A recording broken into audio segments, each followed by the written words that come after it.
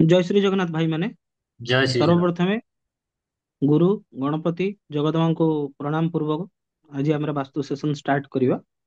आज आमे पंचभूतर क्रम रे ऑलरेडी चारिभूत आमे ऑलरेडी कंप्लीट कर देचु तार मौलिक ज्ञान गुड़िक।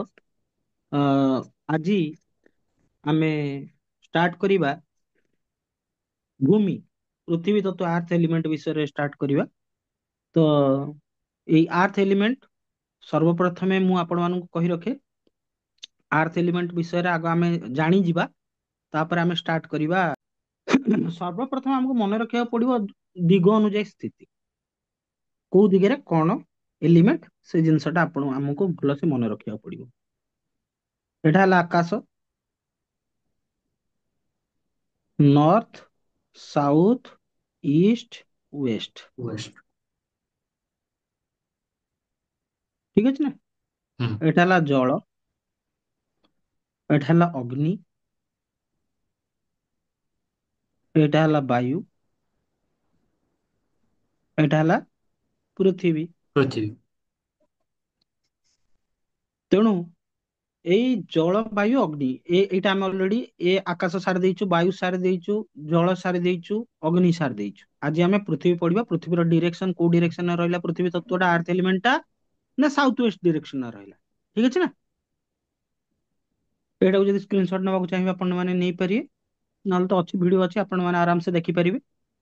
ବର୍ତ୍ତମାନ ମୁଁ ସର୍ବପ୍ରଥମେ କହିଛି ଯେ ଆମେ ଆଜି ପୃଥିବୀ ତତ୍ୱକୁ ପଢିବା। ପଞ୍ଚଭୂତର ମୌଳିକ ଜ୍ଞାନ ଭିତରେ ପୃଥିବୀ ତତ୍ୱଟାକୁ ଆମେ ପଢିବା। ପୃଥିବୀ ତତ୍ତ୍ୱ କୋଉ ଡିରେକ୍ସନରେ ରହିଲା ନା ସାଉଥ ୱେଷ୍ଟ ଡିରେକ୍ସନ।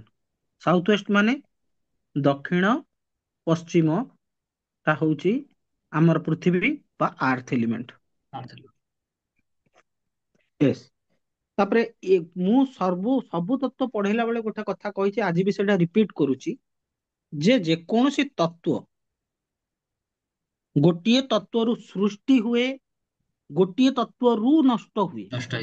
ଏବଂ ସେଇ ପର୍ଟିକୁଲାର ତତ୍ତ୍ୱଟି ଗୋଟିଏ ତତ୍ତ୍ୱକୁ ସୃଷ୍ଟି କରେ, ଗୋଟିଏ ତତ୍ତ୍ୱକୁ ନଷ୍ଟ କରେ। नष्ट। ଏଇଟା ଆପଣ ମାନେ କ୍ଲିୟର ହେଇଯାଆନ୍ତୁ। ଏଇ ଜିନିଷଟା ଆପଣଙ୍କୁ ମୁଣ୍ଡରେ ରଖିବାକୁ ପଡିବ। ଗୋଟେ ତତ୍ତ୍ୱ ଗୋଟିଏ ତତ୍ତ୍ୱରୁ ସୃଷ୍ଟି ହୁଏ, ଗୋଟିଏ ତତ୍ତ୍ୱରୁ ନଷ୍ଟ ହୁଏ, ଗୋଟେ ତତ୍ତ୍ୱକୁ ସୃଷ୍ଟି କରେ, ଗୋଟିଏ ତତ୍ତ୍ୱକୁ ନଷ୍ଟ କରେ। ଏଇଟା ଯଦି ଆପଣ ମାନେ ବୁଝିଯିବେ ତାହେଲେ ଆପଣଙ୍କୁ ଆଉ କିଛି ମାନେ ଅସୁବିଧା ହେବ ନାହିଁ। ଏବଂ ଆକୁ ମୁଁ ସମ ଅପ୍ କରିବି, ଗୋଟେ ପଞ୍ଚତତ୍ତ୍ୱର ଗୋଟେ କମ୍ବାଇନ୍ଡ ଭିଡିଓ କରିବି। ତାହେଲେ ପୃଥିବୀ ତତ୍ତ୍ୱ ଅଗ୍ନି ତତ୍ତ୍ୱଟା ପୃଥିବୀ ତତ୍ତ୍ୱକୁ ସୃଷ୍ଟି କରେ ଏବଂ ବାୟୁ ତତ୍ତ୍ୱ ପୃଥିବୀ ତତ୍ତ୍ୱକୁ ନଷ୍ଟ କରେ। ପୃଥିବୀ ତତ୍ତ୍ୱ ଆକାଶ ତତ୍ତ୍ୱକୁ ସୃଷ୍ଟି କରେ सृष्टि। ଏବଂ ପୃଥିବୀ ତତ୍ତ୍ୱ ଜଳ ତତ୍ତ୍ୱକୁ ନଷ୍ଟ କରେ। ଏଇଟା ଆପଣ ମାନେ କ୍ଲିୟର ହେଇଯାଉ। ବର୍ତ୍ତମାନ ଆମେ ନେକ୍ସଟ ଷ୍ଟେଜକୁ ଯିବା ଏବଂ ବୁଝିବା ଯେ ପୃଥିବୀ ତତ୍ତ୍ୱର ଗୁଣଗ୍ରାମ କଣ ରହିଛି। ଠିକ ଅଛି। ଆମେ ପ୍ରତ୍ୟେକ ତତ୍ତ୍ୱର ଚାରିଟା ଡିଫରେଣ୍ଟ ପଏଣ୍ଟ ଗୁଡାକୁ ଡିସ୍କସନ କରୁଥିଲେ। କଣ ଡିସ୍କସନ କରୁଥିଲେ ନା ରଙ୍ଗ, ଗୁଣ, ଆକାର हाँ, ଏବଂ ଧାତୁ। धातु। ଏଗୁଡାକ ଆମେ କାହିଁକି ଡିସ୍କସନ କରୁଥିଲେ ନା ଯଦି କୌଣସି ଲୋକର ସାଉଥ ୱେଷ୍ଟ ଡିରେକ୍ସନ ବା ଦକ୍ଷିଣ ପଶ୍ଚିମ ଡିରେକ୍ସନରେ କୌଣସି ପ୍ରକାର ବାସ୍ତୁ ଦୋଷ ଥାଏ ତାହେଲେ ଆମେ ଏଇ ଜିନିଷ ଗୁଡାକ ୟୁଜ କରି ତାର ରିମେଡି କରିବା। ସେଥିପାଇଁ ଏଇ କ୍ୟାରେକ୍ଟରିଷ୍ଟିକ୍ସ ଗୁଡିକୁ ଜାଣିବା ନିତ୍ୟାନ୍ତ ଆବଶ୍ୟକ। ତେଣୁ ପୃଥିବୀ ତତ୍ଵର ରଙ୍ଗ କଣ ନା ହଳଦିଆ, ୟେଲୋ କଲର। ଗୁଣ କଣ? ପୃଥିବୀ ତତ୍ଵ ହଉଛି ଓଜନିଆ ମାନେ ହେଭି ଏବଂ हेवी। ଓ ସ୍ଥିର ବି। ଏଇଟା ସ୍ଥିର ମାନେ ଷ୍ଟେବୁଲ, ଷ୍ଟାବିଲିଟି। ଆକାର କଣ? ଚତୁର୍ଭୁଜ। ଚତୁର୍ଭୁଜ ମାନେ କ୍ୱାଡ୍ରିଲାଟରାଲ। कटलेट।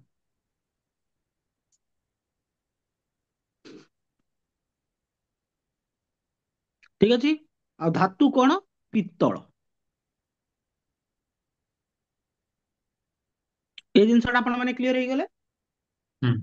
ରଙ୍ଗ ହଳଦିଆ, ଗୁଣ ଓଜନିଆ ବା ଓ ସ୍ଥିର, ଆକାର ଚତୁର୍ଭୁଜ କ୍ୱାଡ୍ରିଲେଟରାଲ, ଧାତୁ ହଉଛି ପିତ୍ତଳ ବା ବ୍ରାସ। ଏଇଟା ଆମର ମେନ୍ ଜିନିଷ। ଆମେ ବର୍ତ୍ତମାନ ଜାଣିବା ଯେ ପୃଥିବୀ ତତ୍ତ୍ୱ,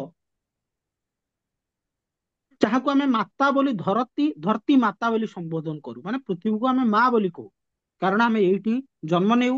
ଏଇ ପୃଥିବୀ ତତ୍ତ୍ୱର ଶସ୍ୟ ଗୁଡିକ ଯୋଉଗୁଡିକ ଉତ୍ପାଦନ ହଉଛି ସେଗୁଡାକୁ ଖାଇ ଆମେ ଜୀବନ ଧାରଣ କରୁ।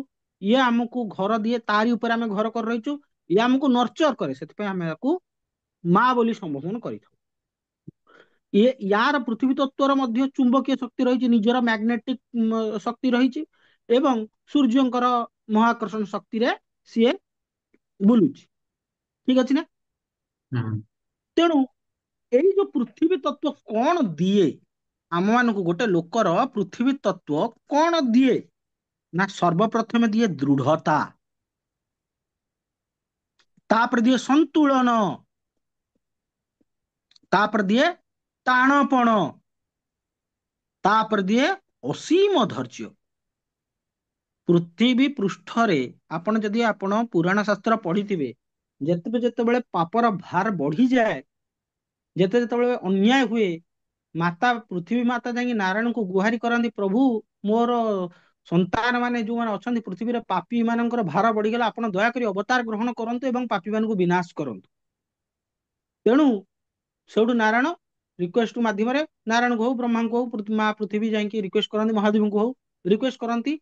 ତାର କେତେ ଅସୀମ ଧୈର୍ଯ୍ୟ, କେତେ ଅନ୍ୟାୟ ଅତ୍ୟାଚାର ନିପୀଡନ ହଉଛି, ତାର ହଳ କରିକି ବିଦାରଣ କରିକି, କୋଇଲା ଖନନଠୁ ଆରମ୍ଭ କରି ବିଭିନ୍ନ ପ୍ରକାର ଅସୁବିଧା ସତ୍ତ୍ୱେ ମଧ୍ୟ ପୃଥିବୀ ସତ୍ତ୍ୱ ଷ୍ଟେବୁଲ, ତାର ଅସୀମ ଧୈର୍ଯ୍ୟ। ଠିକ ଅଛି ନା? ଯେକୌଣସି ଗଛ ବି ହେଲା ଆମେ ପୃଥିବୀରେ ହିଁ ଲଗାଉ। ଏ ଆମର ଆମର କଣ କରେ, ଆମର ଶରୀରର ବର୍ଜ୍ୟ ବସ୍ତୁ ଗୁଡାକ ମଧ୍ୟ ଏଇଠି ଆମର ରହେ, ଏବଂ ଖରାପ ଭାବନାକୁ ଏଇ ପୃଥିବୀ ତତ୍ତ୍ୱ ଦୂର କରେ। ତେଣୁ ବର୍ତ୍ତମାନ ମୁଁ କହିବି, ଯଦି ପୃଥିବୀ ତତ୍ତ୍ୱ ଅସନ୍ତୁଳିତ ଅବସ୍ଥାରେ ରହିଲା କଣ ହବ, ଏବଂ ସନ୍ତୁଳିତ ଅବସ୍ଥାରେ ରହିଲେ କଣ ହବ। ଯଦି ପୃଥିବୀ ତତ୍ତ୍ୱଟି ଅସନ୍ତୁଳିତ ହେଇଗଲା, ତାହେଲେ କଣ ଦେଖାଯିବ ନା, ଏଇଟା ହଉଛି କଣ ଭାରି ଜିନିଷ। ଯଦି ଅସନ୍ତୁଳିତ ଅବସ୍ଥାରେ ରହିଲା, ତାହେଲେ ଘରେ ଦୃଢତା ରହିବନି, ଘରର ସନ୍ତୁଳନ ଯୋଉ ବାଲାନ୍ସ ଟା ବିଗିଡିଯିବ, ଲୋକମାନେ ସମସ୍ତେ ସବୁ ଅଧୈର୍ଯ୍ୟ ହେଇଯିବେ, ଏବଂ ଏଇଟା କଣ କରିବ ନା, ଅନ୍ତେବାସୀ ମାନଙ୍କୁ ଅଳସୁଆ କରିଦବ, ନିଜର ଶାରୀରିକ ଶକ୍ତିର ଅପଚୟ ଘଟାଇ ଦବ। ଯୋଉମାନେ ଚାକିରି କରିଛନ୍ତି ସେମାନେ ଚାକିରି କ୍ଷେତ୍ରରେ ଅସୁବିଧା ଫେସ୍ କରିବେ, ଜୀବନଟା ଡିସବାଲାନ୍ସ ହେଇ ଚାଲିବ। ଅବିବାହିତ ମାନେ ନିଜ ମନ ମୁତାବକ ପାତ୍ର ପାତ୍ରୀ ଚୁଜ କରିଦେବେ। ଠିକ ଅଛି ନା? ଗୃହରେ ସବୁବେଳେ ମନାନ୍ତର ଏବଂ ଅଶାନ୍ତି ଲାଗି ରହିବ। ତେଣୁ ତେଣୁ ସମସ୍ତଙ୍କର ପ୍ରଧାନ କର୍ତ୍ତବ୍ୟ ହଉଛି ଯେ ପ୍ରଧାନ କର୍ତ୍ତବ୍ୟ ହଉଛି ଯେ ଯେକୌଣସି ଜିନିଷଟା ଆମେ କରିବା, ସେଇ ଜୋନର ଗୁଣ ଏବଂ ବୈଶିଷ୍ଟ୍ୟକୁ ନଜର ରଖି ଯଦି ତଦନୁପାତିକ ଆମେ ସେଇ ଜୋନର ଯୋଉ କାରକ ତତ୍ତ୍ୱ, ସେଇ ହିସାବରେ ଯଦି ଆମେ ନିର୍ମାଣ କରୁ ଭବନଟି, ବା ଯେକୌଣସି ବିଜନେସ ପଏଣ୍ଟ ହଉ, ଫ୍ୟାକ୍ଟ୍ରି ହଉ, କୌଣସି ଗୋଟେ ଛୋଟ ଜିନିଷ ହଉ, ଯଦି ବାସ୍ତୁ ଅନୁସାରେ ରହିଲା, ତାହେଲେ ଆମେ ପଞ୍ଚଭୂତର ସବୁତିକ ପଜିଟିଭ ଏଫେକ୍ଟ ଆମ ଜୀବନରେ ପାଇପାରିବା। ଆମେ ତ ସେଇ ପଇସା ଖର୍ଚ୍ଚ କରିବା କୌଣସି ଗୋଟେ କାମ କରିବାକୁ ହେଲେ, କନଷ୍ଟ୍ରକ୍ସନ କରିବାକୁ ହେଲେ, ଯଦି ତା ଦେହରେ ବାସ୍ତୁ ଟିକେ ଆଡ୍ କରିଦବା, ତାହେଲେ ସେଇଟା ଆମ ପାଇଁ ଶୁଭପ୍ରଦ, ମଙ୍ଗଳପ୍ରଦ ଏବଂ ଫାଇଦାମନ୍ଦ ରହିବ। ଯଦି ଆମେ ସେଟାକୁ ମନ ଇଚ୍ଛା କରିବା, ତାହେଲେ ଆମେ ମାନେ ସେଥିରୁ ପ୍ରୋବ୍ଲେମ ଫେସ୍ କରିବା। ତେବେ ପଞ୍ଚଭୂତର କ୍ରମରେ ଆମେ ଅଲରେଡି କଣ କଲୁ ନା, ଡିସ୍କସନ କରିଦେଲୁ ପଞ୍ଚଭୂତ। ତ ଇଏ ଥିଲା ଆମର ପୃଥିବୀ ତତ୍ତ୍ୱ, ତାର କ୍ୟାରେକ୍ଟରିଷ୍ଟିକ୍ସ। ଆଜି ପାଇଁ ଏତିକି। ସମସ୍ତଙ୍କୁ ଜୟ ଶ୍ରୀ ଜଗନ୍ନାଥ।